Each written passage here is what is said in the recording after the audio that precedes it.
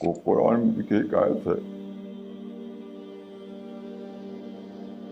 وَمَن يَغْفِرُ الذُّنُوبَ إِلَّا اللَّهُ،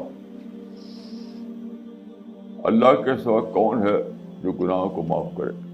تو آج کل کی زبان میں میں یہ کہتا ہوں کہ اللہ کے سوا کون ہے جو میرے نام اعمال سے کسی چیز کو ڈیلیٹ کر دے. وہ جس کو آج کل ہم کہتے ہیں ڈیلیٹ کرنا، وہی مراد ہے، اس سے وہی مراد ہے. وَمَن يَغْفِرُ الذُّنُوبَ إِلَّا اللَّهُ.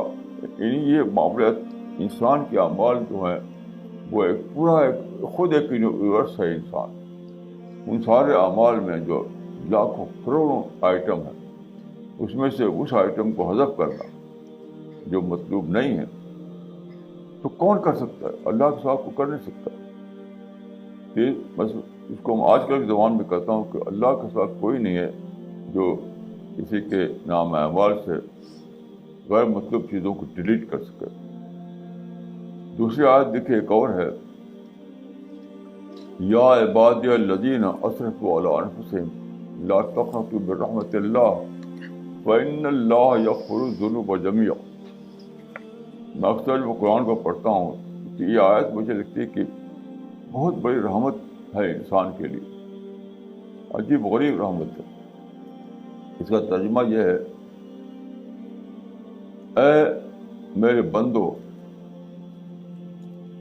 جنہوں نے کہ اپنی جانوں پر ظلم کیا ہے، زیادتی کی ہے، تو تم مایوس نہ ہو،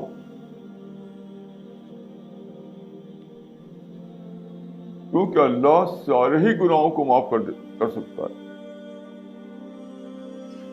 فإن اللہ یغفر الذنوب جميعا. اس میں دیکھیے کوئی چیز ایگزمپٹڈ نہیں ہے، کوئی چیز ایگزمپٹڈ نہیں ہے. تو اسلام میں جو تصور دیا گیا ہے یہ ہے کہ بندہ اگر سچی توبہ کرے، توبہ سچی توبہ نہیں کہ منہ سے بول دیا سچی توبہ ہو گئی، وہ پروسیس چلائے اپنے اندر، وہ پروسیس، تو ضرور اس کی معافی ہو جائے گی. اس طرح سب ڈیلیٹ کر دیا جائے گا.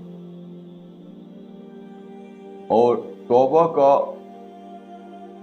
یعنی موقع انسان کو آخر وقت تک دیا گیا ہے. جو حدیث میں آتا ہے کہ ان اللہ یقبل التوبۃ ما لم یغرغر، یعنی موت کے آخری وقت تک انسان کو موقع دیا جاتا ہے کہ وہ توبہ کرے اور اس کو معافی مل جائے. تو مغفرت کا جو تصور ہے اسلام میں وہ تو بہت ہی وسیع ہے، کوئی چیز اس میں ایگزمپٹڈ نہیں.